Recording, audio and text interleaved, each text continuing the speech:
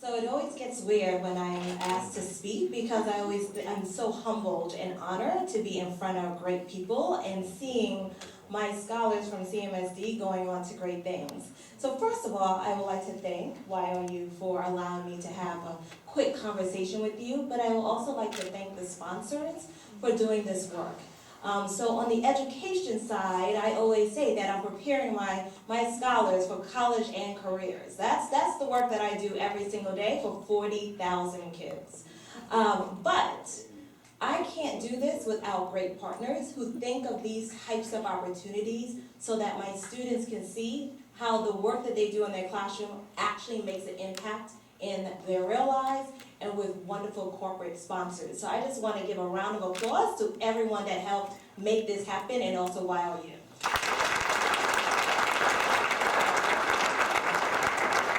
I would be remiss if I did not give a shout out to my CMSD schools. So who's in the house today? So I know that students will say back in the day, so back in the day I was a cheerleader. So I know we can do a better job of representing who's in the house. So who's in the house? Alright, so represent again. Alright, see there we go. Now I'm feeling better that my Wolverines, my Rebels, my Tar Blooders, everybody's in the house. Now, of course, I would not want to but I do know that we know how to shut it down when we need to. But, of course, we will also like to represent our other colleges, high schools that are here as well. So any other high schools would like to shout out? Oh. I know we can do better than that. I know Euclid is here. It's a wonderful girl. So you want to give one shout out? Euclid, right? And we have Sean here, correct? Yeah, right. Come on, all right. So, of course, I am very proud to be here to be able to have a conversation with you today. So there's a couple of things that I want to make sure is just very clear about this experience that you had. You were able to sit there and have a competition earlier, but then you were able to network. And so talking to a couple of students earlier, they said, wow, I got to talk to someone from CVS or Walmart or Best Buy, and I love to do blank, and I can see how I can take that to my career. And so I just wanted to share a couple of things with you around taking what you find is a passion and taking it to the next level. So they have shared with some information around the fact that 82% of the jobs coming up in the next 20 years, you will need some type of degree. So that's either a tech, 4-year, or a 2-year degree. So high school will be about 18% of what you can be able to get a job in the future. And so we want to push you to go further. But one of the things that helps to push you to go further is that passion inside of you. So anything that you bring to your job is because something inside of you says, I love to do this. And so I want to say to all of our students that you need to find something that you're passionate about. So one student that I spoke to from Lincoln West, she said that she loves arts and crafts, and so she gets to work at TJ Maxx in that area. But I know that she can expand that into so many other areas. So when I was growing up, I loved to talk. That was the thing that I did. I was always in the corner because my teacher was like, Michelle, this is not the time to talk. And so I was always in trouble. But my teacher said, Michelle, let's really harness that type of work into something that is powerful. And so she said there's 2 careers that you can do. You can either become a lawyer because you get to sit there and talk all the time, defending a client, or you can become a teacher and really think about using your words to inspire. And so I was contemplating on a couple of them, and I did like to wear suits, so I was like, oh, I think I'm going to go into the law firm. And then I actually realized I love children, and that I loved the way to interact with kids, talk to them, inspire them, work on that, and so I transitioned into education. And that became my passion. And so I had moved from New York to Baltimore to DC and now Cleveland because of that passion. So I say to you, so even though in the beginning my talking too much caused me to be in trouble, it forced me to have a passion, and an adult, and hopefully your career coaches are doing this, helped me to harness that into something that has led me in 37 years to be a chief academic officer where I never thought I would be. The other piece that I wanted to share is that you are somebody. So being an African-American woman from a very small town, I had to interact with a whole bunch of people that I always thought was better and smarter than me.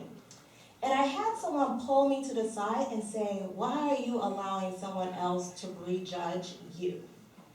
And I was like, well, I mean, that person went to this high school and this person graduated first in their class. I was giving them the rundown of everybody else, right?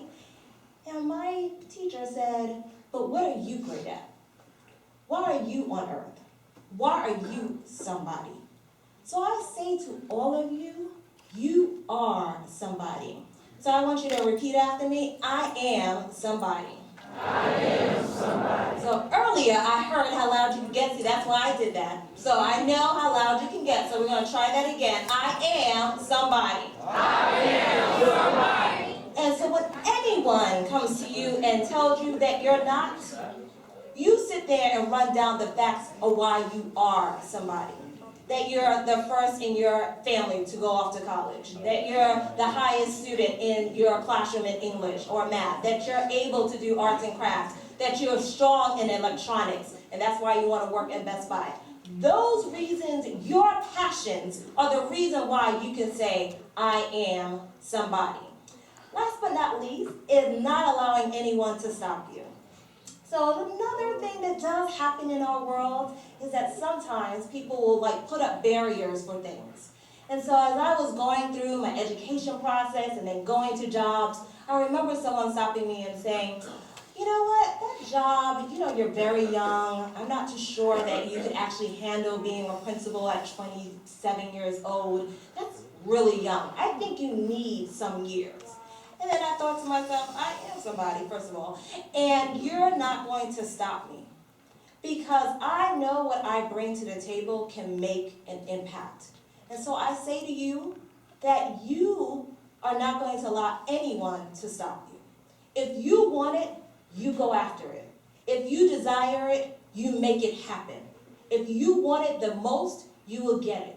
And so going through this process today, they have given you the skills to be able to interview for the best, to get the best resume. Those are just preliminary things to get you in the door. What gets you that job is what you bring to that table, and taking no for an answer and saying, I'm not going to take no for an answer. I'm going to get this job. I am going to go to this college. I am going to start my own type of job, be an entrepreneur, is what comes from inside of you.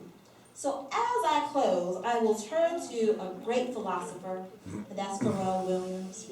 And as we heard the song earlier, in Happy, yes, that there are a couple words that I want you to think through and always remember, right? So nothing can bring me down, right? Can't nothing. Right, so this is bad grammar, so I just want to remind you of that fact. When you're writing later on in text messaging, it's fine, but when you go back to that English class, however, don't use this grammar. But bring me down, can't nothing.